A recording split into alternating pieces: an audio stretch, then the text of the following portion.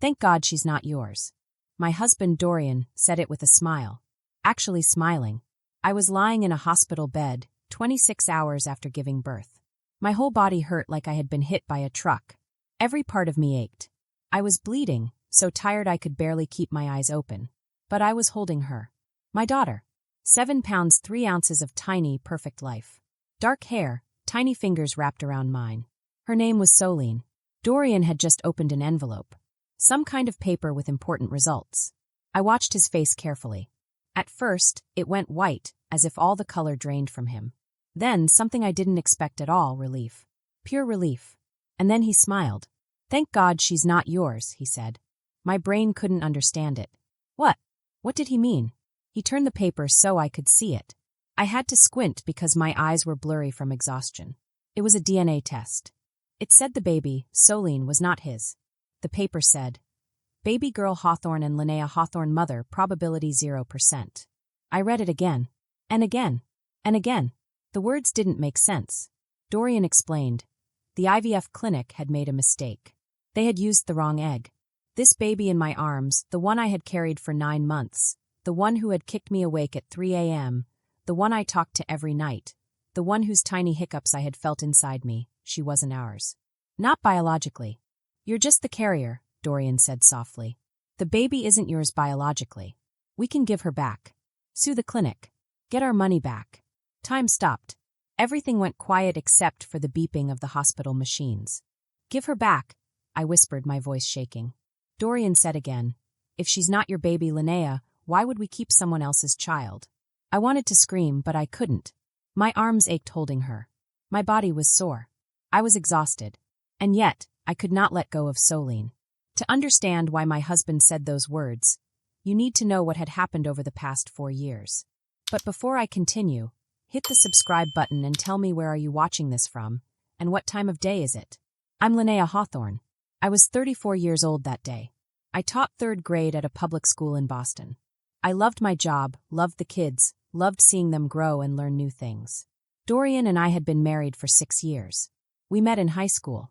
He was the quarterback on the football team. I was in the school play. Classic story.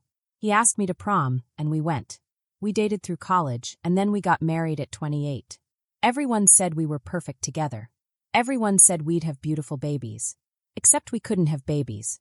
We tried for 2 years the normal way. Nothing. Every month, negative pregnancy tests. Every month, sadness. Crying alone in the bathroom.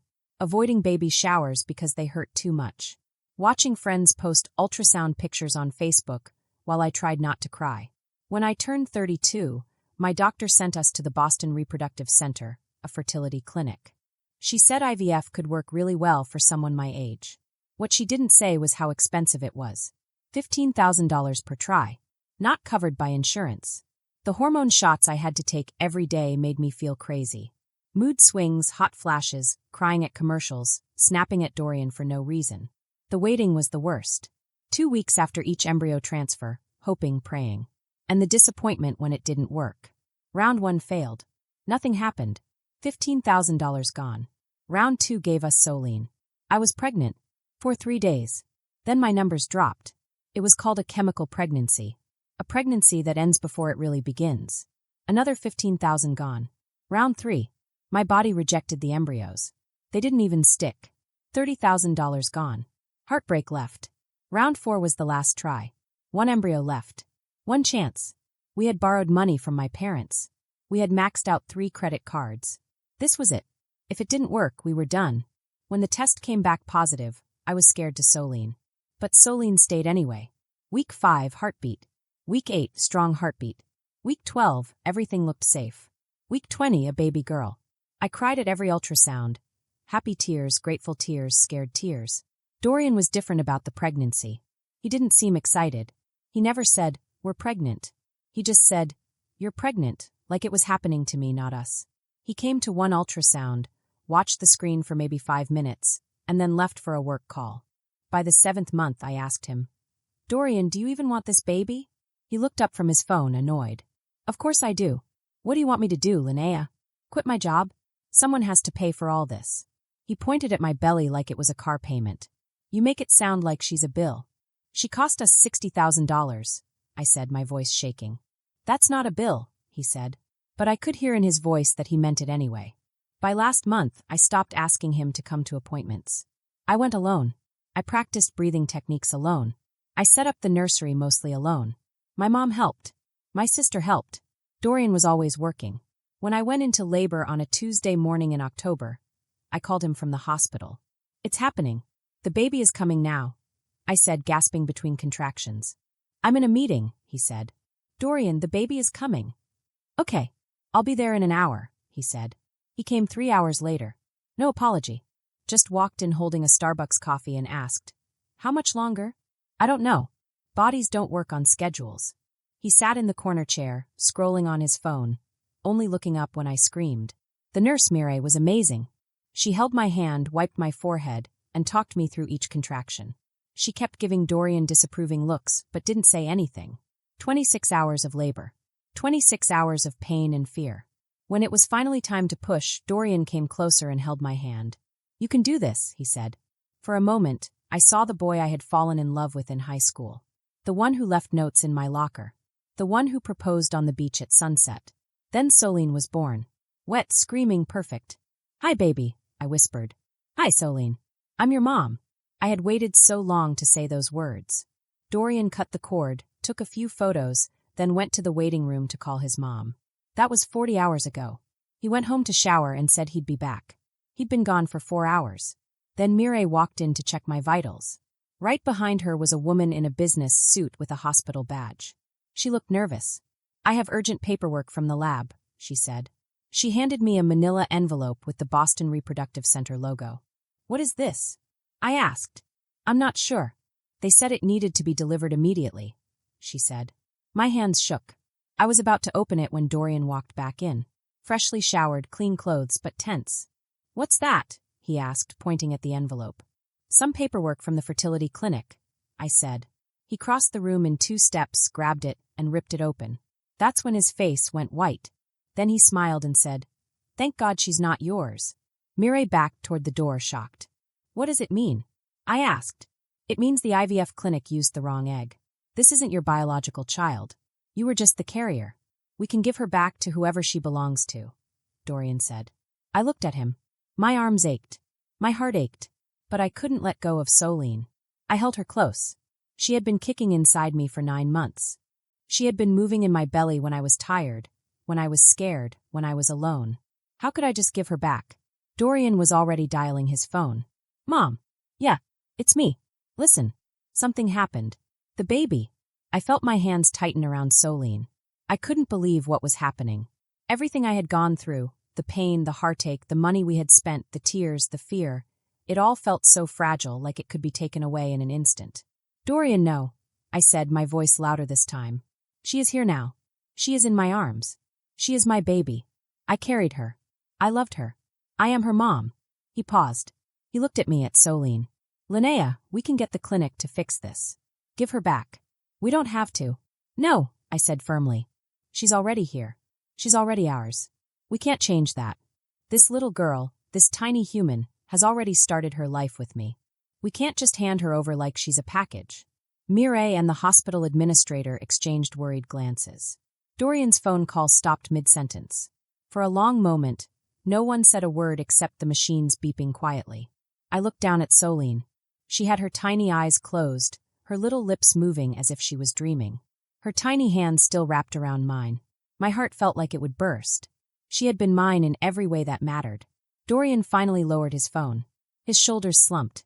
I could see confusion, frustration, and maybe something else, something like understanding starting to grow. But he didn't say anything. I whispered to Soline, You are my daughter. Always. No matter what the papers say. And in that quiet hospital room, with the sunlight coming softly through the blinds, I made a promise. No mistake, no paper, no law could take her away from me. She was Soline. She was here. And she was mine. The DNA test came back. I could hear my mother-in-law's voice on the phone. She sounded tiny and excited. Oh, thank God, she said. I knew something was off. I had just given birth to my baby 26 hours ago, and I couldn't believe what she was saying. She was happy that the baby wasn't mine. I held my newborn Soline in my arms. She was so small, so quiet, and so peaceful. I whispered, Mom, I'm right here. On the phone, she said, Linnea, you have to understand. Dorian, my husband, didn't even look at me. He was pacing back and forth in the hospital room. This isn't your baby, he said. You don't have any biological claim to her. I gave birth to her. I tried to tell him, that doesn't matter legally. But he just kept pacing. He sounded calm but cold. She's not yours. The paper says so. We need to call a lawyer. Figure out what to do next. Maybe we can sue the clinic. Get our money back. Get our money back. I couldn't breathe. I held Soline closer. Her tiny hands were curling around my fingers. Linnea, I never wanted this, Dorian said, almost like it was no big deal. I stared at him. You wanted a baby. You pushed for IVF. You maxed out our credit cards. And now it's not even your kid. Are you leaving me? He shook his head. I'm not raising another man's child. I was shocked. There is no man. It's IVF. Maybe it's just a mistake. Wrong paperwork, something. He looked at me with a blank face. The test doesn't lie. She's not yours biologically. That means she's not mine either. I'm leaving.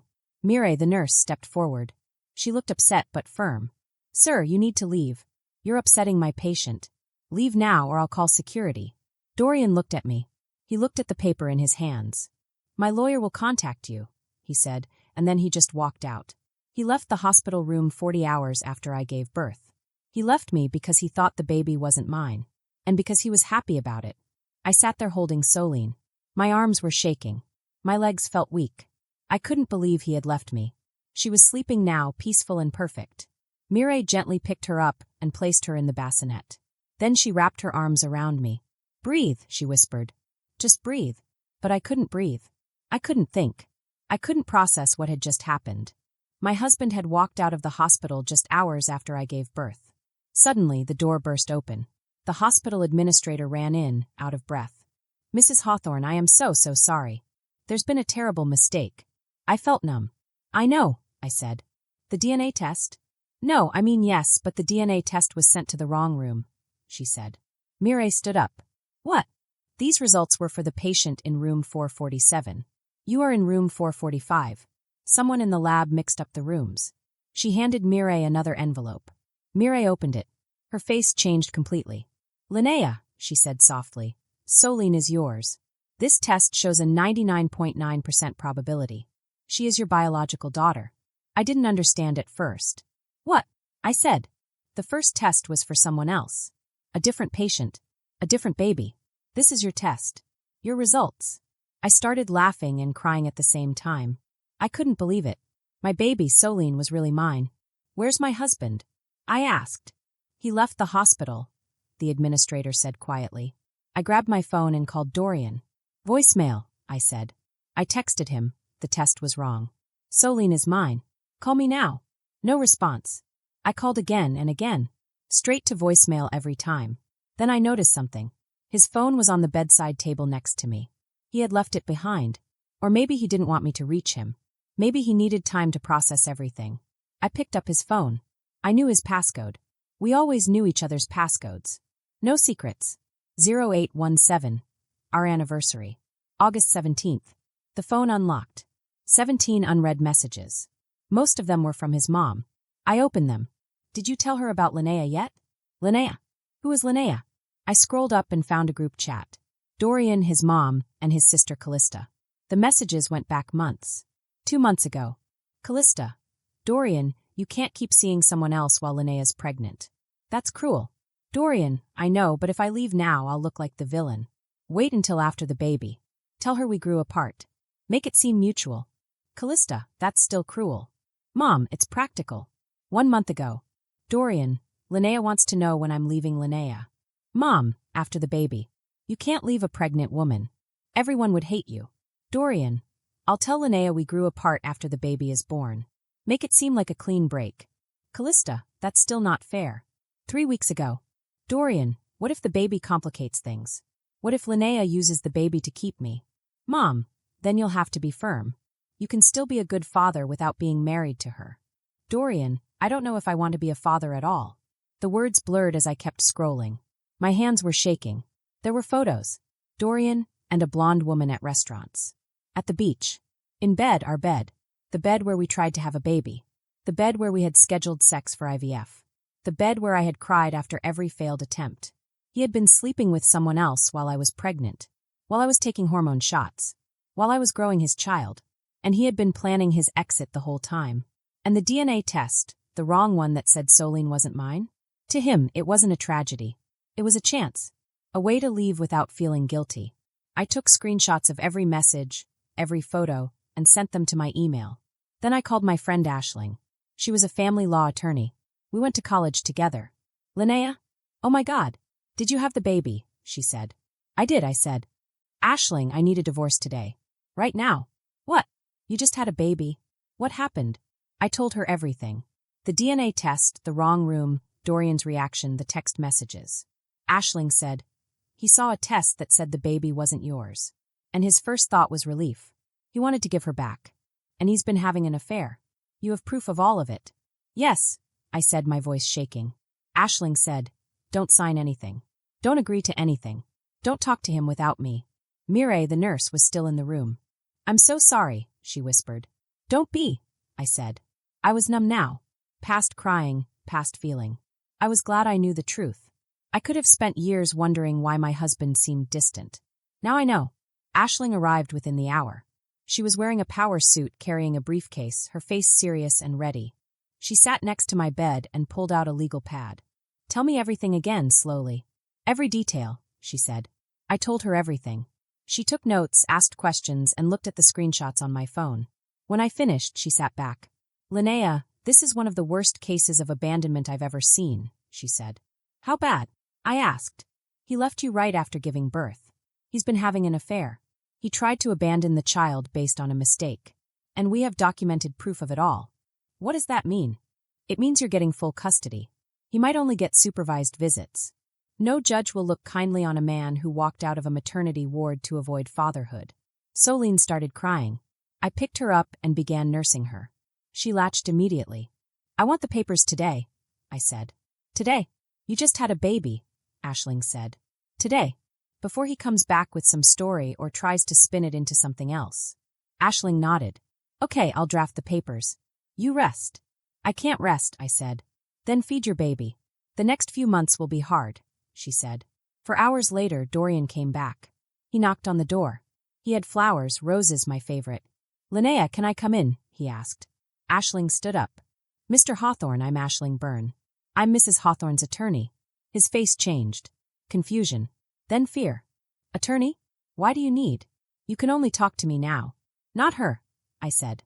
What is this? He asked. I looked at him. He looked scared. Guilty. Who is Linnea? I asked. The blood drained from his face. I don't know what.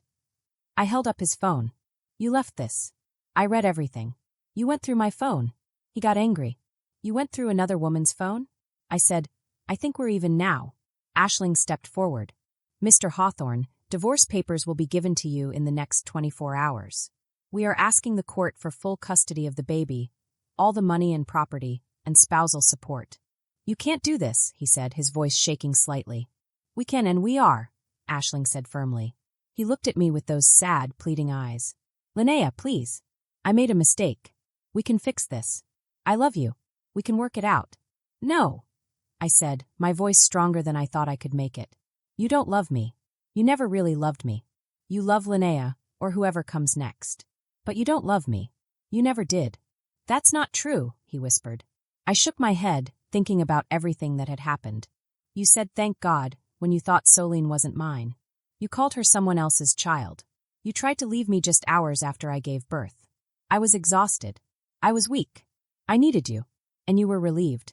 I saw it. Mireille saw it. And now a judge will see it too. Linnea, please let me stay, he said. She is my baby too. If she was your baby, I said, my voice rising slightly, you should have acted like it. Get out, or I'm calling security. He looked at Aisling, then at me, then at baby Solene sleeping quietly in my arms. He held the flowers he had brought, but he didn't give them to me. He just left, walking out without saying another word. After he left, Mireille came over and sat down next to me. You okay? She asked gently. No, I said, hugging Solene a little tighter. But I will be. The divorce process moved fast. Aisling filed the papers the next day, and the court scheduled an emergency hearing in just 2 weeks. Dorian hired a lawyer who tried to argue that I was too emotional, too exhausted, and too stressed after giving birth to handle the baby alone. But we had proof. We had screenshots of messages, Mireille's witness statement, and a statement from the hospital administrator about the DNA mix-up and Dorian's reaction to it. The day of the hearing was long and hard. Dorian, lawyer, tried to spin the story to make him look innocent. "Your Honor," the lawyer said, "my client was in shock. He had just been told the child wasn't biologically his wife's. His reaction was understandable." Aisling stood and spoke clearly. "Your Honor, the test results clearly show they were for room 447. Mrs. Hawthorne was in room 445. Mr. Hawthorne did not check. He saw what he thought was an opportunity to leave his wife hours after she gave birth, and he took it." The judge looked at Dorian. "Is this accurate?" Dorian, lawyer, whispered to him, and Dorian nodded slowly. "I was confused, Your Honor. I wasn't thinking clearly." "Confused enough to call your mother and discuss leaving your wife?" the judge asked. Dorian stayed silent. Aisling submitted the text messages. "Your Honor, these messages show a pattern of cheating and planned abandonment for many months. Mr. Hawthorne was having an affair throughout his wife's pregnancy. He and his family were actively discussing how to leave Mrs. Hawthorne while making himself look innocent." The judge looked through the messages, frowning more and more with each page. "Mr. Hawthorne, you were planning to leave your wife?" "It's complicated, Your Honor," he said weakly. "It seems simple," the judge said firmly. "You were cheating. You wanted out. When you saw a test indicating the baby wasn't your wife's, you saw an escape route. Is that correct?" "Your Honor, I love my daughter," he said softly. "Then why did you suggest giving her back?" the judge asked. "Those were your exact words, according to the nurse's testimony." Dorian had no answer. The judge turned to me. "Mrs. Hawthorne, what are you seeking?" "Sole legal and physical custody, Your Honor," I said. "Why supervised visitation?" the judge asked. "Because he tried to abandon our daughter based on a document he didn't even read carefully. I don't trust his judgment. Supervised visitation will keep our baby safe and help him learn how to be a good parent." The judge nodded. "Granted. Sole custody to Mrs. Hawthorne. Mr. Hawthorne will have supervised visitation for 2 hours per week. This will continue pending psychological evaluation and completion of parenting classes." Dorian, lawyer, began to object, but the judge cut him off. "That is my ruling. Next case." 6 months later, I moved into a new apartment. It was small, just 1 bedroom for me and a tiny nursery for Soline. It was much smaller than the house Dorian and I had shared, but it was mine. My space, my choice, my peace. I painted Soline's room a soft yellow, like sunshine. Her crib was by the window, where morning light poured in. Soline is 6 months old now. She was rolling over, trying to sit up and laughing at the silly faces I made. She reached for me whenever I entered the room. She was perfect, and every moment with her felt magical. My phone buzzed. A message from Dorian. "Can I see her this weekend?" He had been coming to his supervised visits, showing up on time, and behaving appropriately. The supervisor said he seemed engaged with Soline. But I couldn't forget. I couldn't see the relief on his face when he thought she wasn't mine. I couldn't unhear those words. "Thank God she's not yours." I didn't respond to the text. Visits were scheduled by the court, not by him. Then there was a knock at the door. My mom stepped in. "Hey, sweetie," she said, hugging me tightly. "How's my grandbaby?" "Sleeping finally," I said, smiling. "You look tired," she said. "I am, but I'm okay," I said. She sat on the couch, looking around the apartment. "You've made it nice here," she said. "Thanks," I said. "Are you happy?" she asked. I thought about it.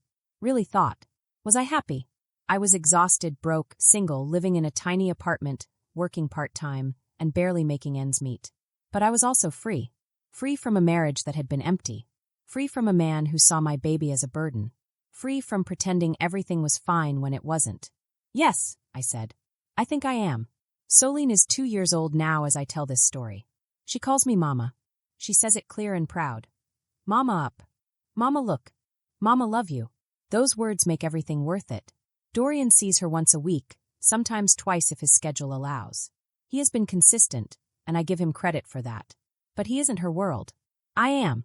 He is the man who shows up on Saturdays with a new toy. I am the one who wipes her nose, reads her stories, and holds her when she has nightmares. I am the one who was there from the very beginning, carrying her, birthing her, and fighting for her when her own father tried to walk away. When the nurse placed Soline in my arms the first time, I became a mother. When Dorian said, "Thank God she's not yours," he showed me he would never be the father she deserved. When I filed for divorce 26 hours after giving birth, I chose us, me and Solene. That is all the family we need. People sometimes ask me if I regret moving so fast, filing for divorce so quickly. Maybe you should have waited, they say. Maybe he would have come around. No, he wouldn't have. People show you who they are in moments of crisis. Moments when they think no one is watching. Moments when they see an easy escape. My moment of crisis came 26 hours postpartum, holding my newborn daughter, exhausted, vulnerable, and raw. And in that moment, my husband saw a DNA test as an escape hatch. He saw my baby as someone else's problem. He was relieved at the thought of leaving. That told me everything I needed to know. The DNA test was wrong. A terrible, horrible mistake. But it revealed the truth. It showed me who Dorian really was, what he really wanted. And I'm grateful for that because it saved me from wasting years. Years trying to save a marriage that was already dead. Years wondering why my husband felt so distant. Years blaming myself. Instead, I knew. I chose Solene. Every single day I choose Solene. Last week, Dorian texted me. "Linnea and I broke up. I made a mistake. Can we talk?" I stared at that message for a long time. Then I deleted it. It doesn't matter anymore. He doesn't matter anymore. What matters is the little girl sleeping in the next room. The one with my eyes and nose, my stubborn streak, and my laughter. The one who chose me the moment she was born. Solene is 2 years old, and she is the best thing that ever happened to me. Not because she is easy, toddlers are tiny troublemakers, but because she is mine. Genetically, biologically, legally, emotionally, in every way that matters. Solene is mine and I am hers. That is all I need. People say that others show their true selves in moments of crisis. My husband showed me who he was in 60 seconds with a DNA test that wasn't even his daughter's. For words that changed everything. Thank God she's not yours. He thought it was his escape, but it became mine. The hospital's mistake became my greatest gift. The truth revealed early, and I could move forward. I watch Solene every day. I watch her tiny fingers curl around mine. I watch her giggle when I make silly faces. I watch her curiosity as she explores her world. Every day I see pieces of myself in her. My nose, my eyes, my stubbornness, and I know that no one can take this away from me. Not Dorian. Not anyone. Some mornings, she wakes up at 6 a.m. with a big smile, climbing out of her crib and saying, "Mama." I lift her into my arms, and she wraps her tiny arms around my neck. Even on days I feel tired and weak, she gives me strength. Every step she takes, every word she learns is a victory. Every time she calls me Mama, I feel proud beyond words. We spend our days together. We play with blocks, read picture books, and sing songs. We go to the park where she runs around, her laughter echoing in the air. Sometimes she falls and scrapes her knees, and I hold her close, wiping away tears, whispering, "It's okay, my love. I'm here." And I am.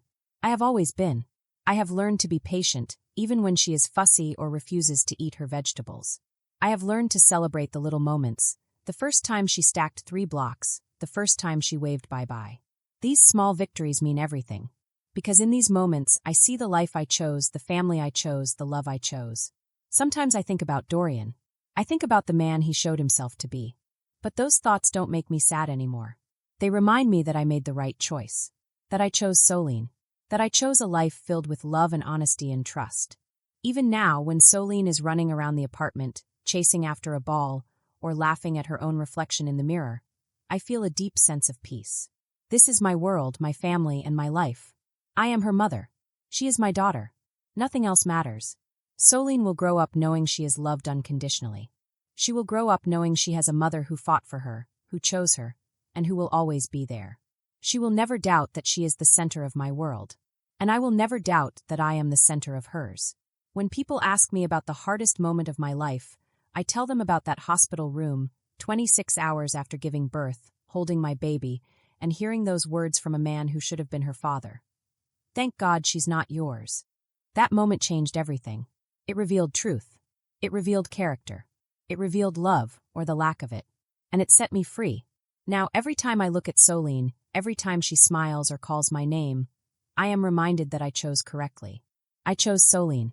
I chose love. I chose life. And she chose me. From the very first second, she chose me. Best mistake the hospital ever made. The end.